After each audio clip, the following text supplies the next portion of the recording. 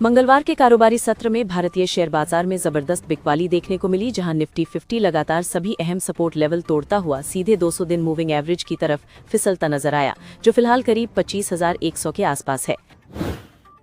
इस तेज गिरावट का सीधा असर निवेशकों की संपत्ति पर पड़ा और बाजार में डर का माहौल बन गया, क्योंकि ये सिर्फ चुनिंदा शेयरों तक सीमित नहीं थी, बल्कि पूरे बाजार में व्यापक कमजोरी देखने को मिली। मंगलवार की बिकवाली में बीएसई में लिस्टेड कंपनियों का कुल मार्केट कैपिटलाइजेशन करीब 10 लाख करोड़ रुपए घट गया, जबकि साल की शुरुआत से अब तक निवेशकों की संपत्ति में 20 लाख करोड़ रुपए से ज्यादा की गिरावट आ चुकी है। निफ्टी 50 की ये गिरावट पिछले 9 महीनों की सबसे बड़ी एक दिन की गिरावट रही। इससे पहले इतनी बड़ी गिरावट 7 अप्रैल 2025 को देखी गई थी, जब निफ्टी करीब 3.2% टूट गया था। बैंक निफ्टी पिछले कुछ दिनों से पीएसयू बैंक्स की वजह से ठीक ठाक दिख रहा था, लेकिन आज पीएसयू बैंक सेक्टर में जबरदस्त गिरावट आई, जिससे बैंक निफ्टी भी करीब 0.8% नीचे बंद हुआ। सेक्टरल लेवल पर दबाव इतना ज्यादा था कि 5 ऐसे इंडेक्स रहे जिनके सभी के सभी शेयर लाल निशान में बंद हुए, यानी एक भी शेयर हरे निशान में नहीं टिक पाया। इन पूरी तरह टूटने वाले इंडेक्स में Nifty alpha 50, Nifty auto, Nifty IT, Nifty PSU bank और निफ्टी रियल्टी शामिल रहे, जहां हर सेक्टर में एक तरफा बिकवाली देखने को मिली। आईटी सेक्टर पर खास दबाव इसलिए दिखा क्योंकि पूरा जियोपॉलिटिकल इशू सीधे तौर पर यूएस से जुड़ा हुआ है और आईटी कंपनीज की अर्निंग्स और आउटलुक यूएस इकोनॉमी पर काफी हद तक डिपेंड करती हैं। असल खेल जियोपॉलिटिक्स का है, जहां डोनाल्ड ट्रंप द्वारा ग्रीनलैंड को यूएस टेरिटरी बताने और कनाडा, ग्रीनलैंड और वेनेजुएला को यूएस मैप में शामिल करने के बाद हालात और ज्यादा बिगड़ गए। यूरोप ने ग्रीनलैंड को सपोर्ट करते हुए फ्रांस, यूके, जर्मनी और फिनलैंड जैसे देशों ने वहां ट्रूप्स भेज दिए हैं, जिससे यूएस और यूरोप के बीच टेंशन की सिचुएशन बन गई है। डोनाल्ड ट्रंप द्वारा फ्रेंच वाइन और शैंपेन पर 200% टैरिफ की धमकी देना भी इसी टेंशन का हिस्सा है, क्योंकि फ्रांस ने गाजा पीस प्लान में शामिल होने से साफ इनकार कर दिया था। फ्रांस और कनाडा द्वारा ट्रंप की शर्तों को रिजेक्ट करने के बाद ट्रेड वॉर और जियोपॉलिटिकल कॉन्फ्लिक्ट का डर और बढ़ गया, जिसका सीधा असर ग्लोबल इक्विटी मार्केट्स पर पड़ा। इस टेंशन का असर सिर्फ इंडिया तक सीमित नहीं रहा, बल्कि यूरोपियन मार्केट्स, एशियन मार्केट्स और यूएस फ्यूचर्स तक में भारी कमजोरी देखने को मिली। डाउ जोन्स फ्यूचर्स और नैस्डैक फ्यूचर्स में 1.5% से 2% तक की गिरावट ने ये संकेत दे दिया है कि यूएस मार्केट में भी आगे दबाव बना रह सकता है। इसी अनिश्चित माहौल की वजह से इन्वेस्टर्स इक्विटी से पैसा निकालकर सेफ एसेट्स की तरफ भाग रहे हैं, जिसमें गोल्ड और सिल्वर सबसे आगे हैं। इंटरनेशनल मार्केट में गोल्ड की कीमत करीब 3% उछलकर $2,353 पर आउंस के आसपास पहुंच गई, जबकि सिल्वर में करीब 7% की तेजी देखने को मिली।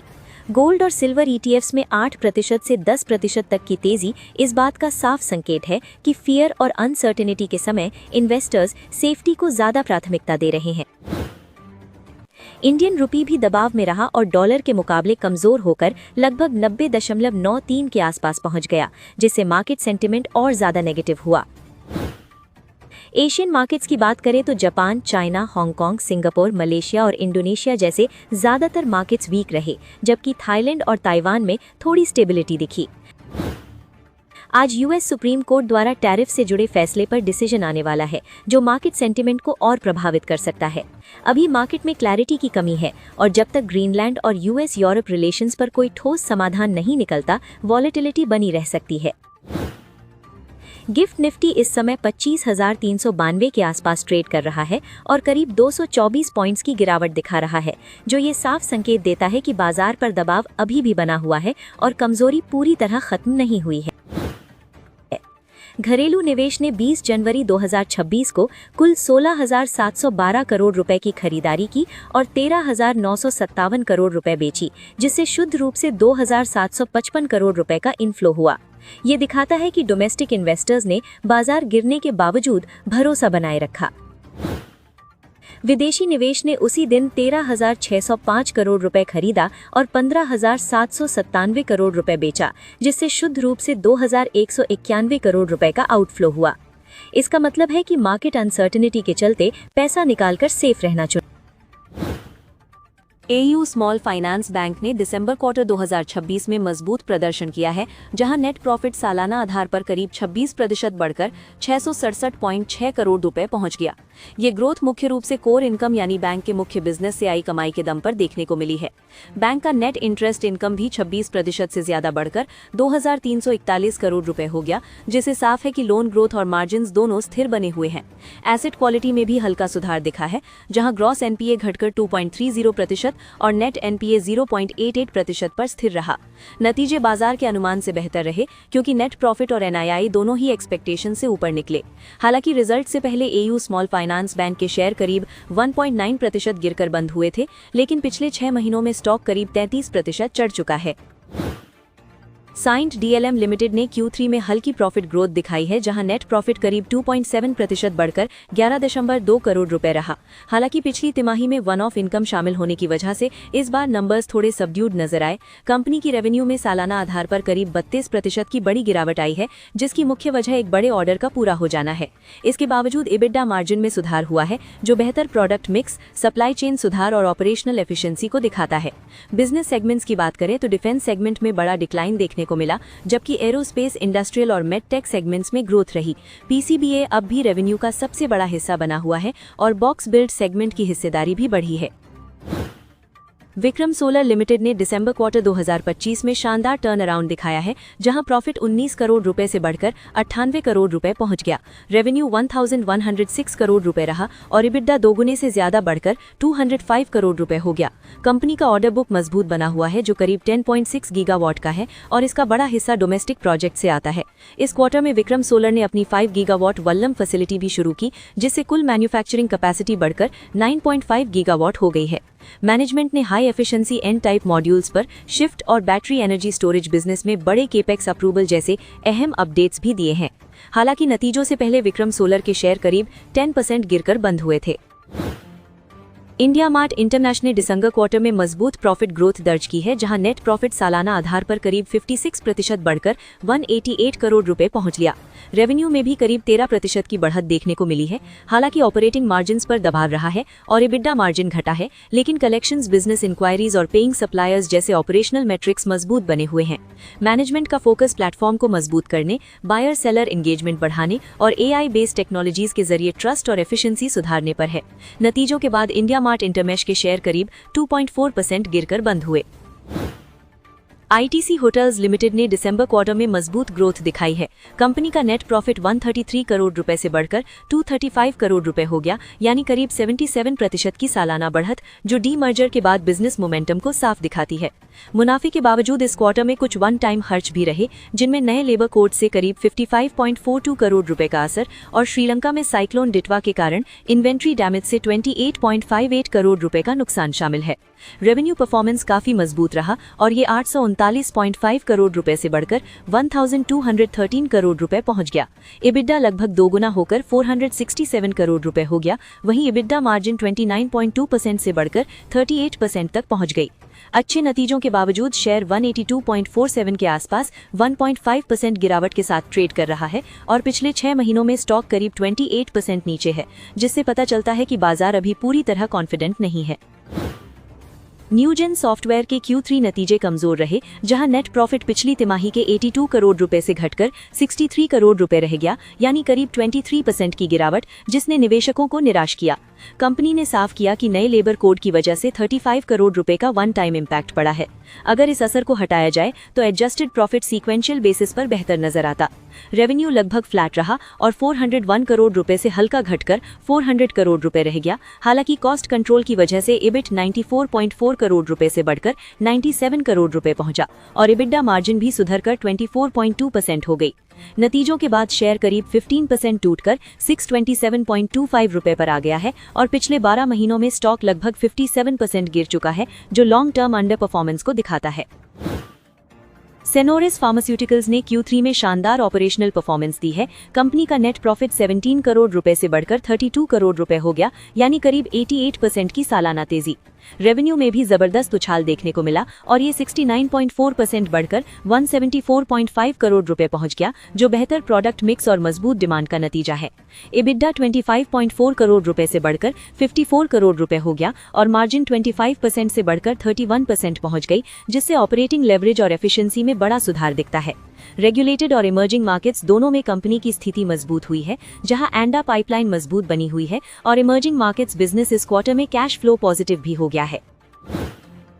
यूनाइटेड स्पिरिट्स ने इस तिमाही में 3,683 करोड़ रुपए का रेवेन्यू रिपोर्ट किया, जो स्ट्रीट एस्टिमेट्स 3,650 करोड़ रुपए से थोड़ा ऊपर रहा और नेट प्रॉफिट 529 करोड़ रुपए पर पहुंचा, जो पिछले साल 473 करोड़ रुपए से 11.8% ज्यादा है। EBITDA 618 करोड़ रुपए रही, एस्टिमेट से थोड़ी कम रही और ऑपरेटिंग मार्जिन 16.8% पर आया, जो पिछले साल 17.1% और एस्टिमेट 17.5% से कम है। इस दौरान यूनाइटेड स्पिरिट्स लिमिटेड की नेट सेल्स वैल्यू 3,994 करोड़ रुपए रही। ईयर ऑन ईयर बेसिस पर यूनाइटेड स्पिरिट्स लिमिटेड का रेवेन्यू 7.3% बढ़ा और EBITDA 5.1% की बढ़त दिखा, जो ये बताता है कि प्रीमियम पोर्टफोलियो मजबूत है, लेकिन कॉस्ट प्रेशर्स और रीजनल पॉलिसी इम्पैक्ट्स मार्जिन्स पर असर डाल रहे हैं। DCM श्रीराम का रेवेन्यू 13.8% बढ़कर 4,003 करोड़ रुपए हुआ, लेकिन नेट प्रॉफिट 19% घटकर 212 करोड़ रुपए रहा, जबकि पिछले साल 262 करोड़ रुपए था।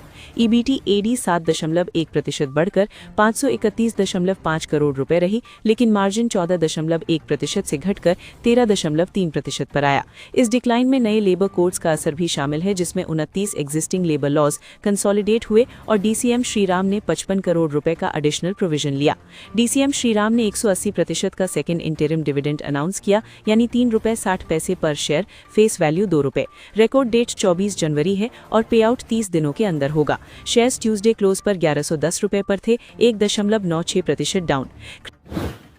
क्रेडिट एक्सिस ग्रामीण ने इस तिमाही में शानदार टर्न अराउंड दिखाते हुए 252 करोड़ रुपए का कंसोलिडेटेड नेट प्रॉफिट रिपोर्ट किया, जबकि पिछले साल इसी क्वार्टर में 100 करोड़ रुपए का लॉस था।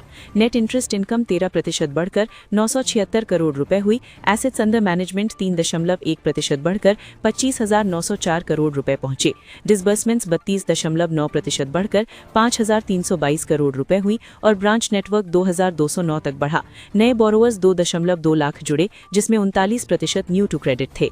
कलेक्शन एफिशिएंसी 90.9% रही। रिटेल फाइनेंस पोर्टफोलियो 2500 करोड़ रुपए पार कर गया और एम्प्लॉइज 21,701 हो गए।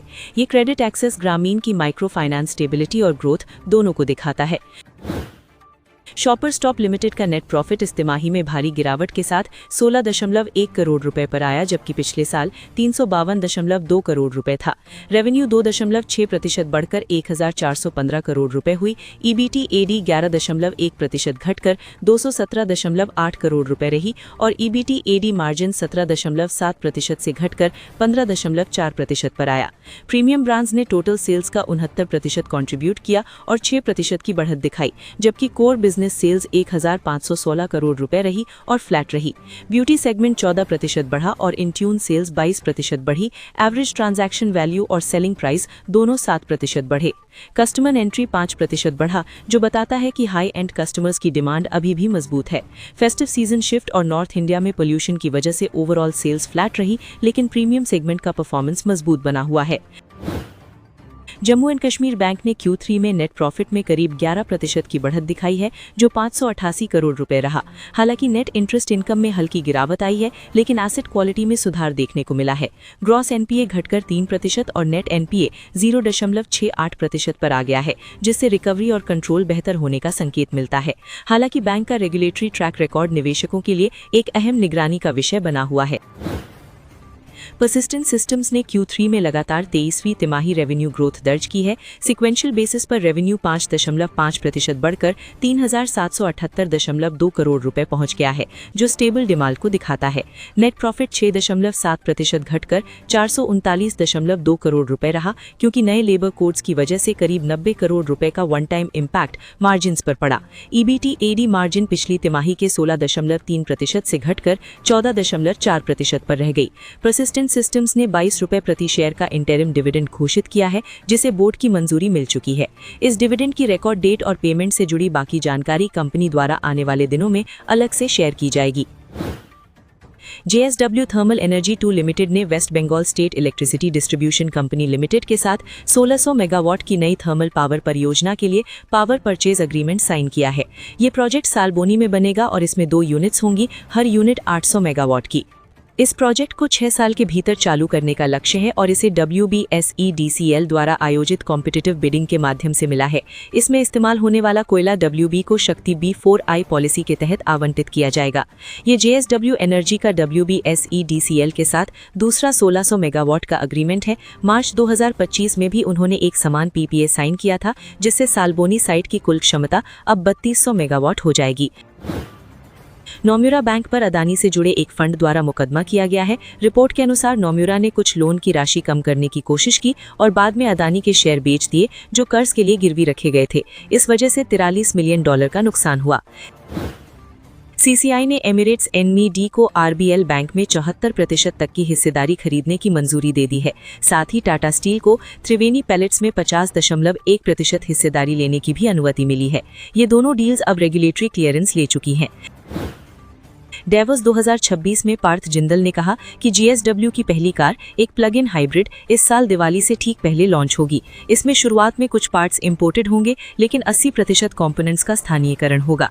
दूसरा वाहन जनवरी 2027 में 15 से 20 लाख रुपए की कीमत रेंज में लॉन्च करने की योजना है। फिजिक्स वाला के शेयरों में करीब 8% की तेज गिरावट देखने को मिली है, जिससे शेयर का भाव दोबारा IQ प्राइस के आसपास पहुंच गया है। इस बिकवाली की वजह से कंपनी का मार्केट कैपिटलाइजेशन घटकर करीब 32,257 करोड़ रुपए रह गया है, जबकि लिस्टिंग के समय इसका वैल्यूएशन लगभग 45,975 करोड़ रुपए था। जाइडस लाइफ के बारे में खबर है कि कंपनी US की आर्डेलेक्स को खरीदने की संभावना तलाश रही है और इस डील के लिए KIP के जरिए फंड भी जुटाया जा सकता है। हालांकि जाइडस लाइफ ने इस पर कोई टिप्पणी नहीं की है और आर्डेलेक्स की तरफ से जवाब का इंतजार है, जिससे फिलहाल अनिश्चितता बनी हुई है। HPCL के शेयरों को JP मॉर्गन ने डाउनग्रेड किया है और इसकी वजह एक्साइज ड्यूटी को लेकर बढ़ती अनिश्चितता बताई गई है। पिछले 1 साल में ऑयल मार्केटिंग कंपनीज के शेयरों ने निफ्टी से बेहतर प्रदर्शन किया था, लेकिन अब वैल्यूएशन और पॉलिसी रिस्क को लेकर चिंता बढ़ रही है। महिंद्रा एंड महिंद्रा ने 2027 में अपने इलेक्ट्रिक 3 व्हीलर बिजनेस को लिस्ट करने की योजना बताई है, ताकि कंपनी वैल्यू अनलॉक कर सके और भविष्य की ग्रोथ के लिए फंड जुटा सके। मैनेजमेंट का कहना है कि ये बिजनेस अब खुद से स्केल करने की स्थिति में आ चुका है। कंपनी के मुताबिक इलेक्ट्रिक 3 व्हीलर सेगमेंट में महिंद्रा एंड महिंद्रा की पकड़ काफी मजबूत हो चुकी है और आज इस सेगमेंट में करीब 40 से 45% का मार्केट शेयर है, जबकि कभी ये कंपनी इस स्पेस में लगभग नॉन प्लेयर मानी जाती थी। फिक्स्ड इनकम निवेशकों के लिए कुछ कॉर्पोरेट और स्टेट गारंटीड बॉन्ड्स उपलब्ध हैं, जिनमें 10,000 रुपए के न्यूनतम निवेश पर 8.7% से लेकर 11.115% तक का यील्ड मिल सकता है। इनमें in the money limited, Navi Finserv, Adani enterprises और कुछ स्टेट एंटिटीज के बॉन्ड्स शामिल हैं। प्राइमरी मार्केट की बात करें तो शैडोफैक्स टेक्नोलॉजीज का 1,907 करोड़ रुपए का IPO आज 20 जनवरी 2026 से खुल गया है और ये 22 जनवरी तक सब्सक्रिप्शन के लिए रहेगा। इस IPO में 1,000 करोड़ रुपए का फ्रेश इशू और करीब 907 करोड़ रुपए का ऑफर फॉर सेल शामिल है। शैडोफैक्स IPO का प्राइस बैंड 118 रुपए से 124 रुपए प्रति शेयर रखा गया है और ब्रोकरेज हाउस इस इशू के वैल्यूएशन को लेकर फिलहाल न्यूट्रल नजर आ रहे हैं, जिससे निवेशकों को सोच समझ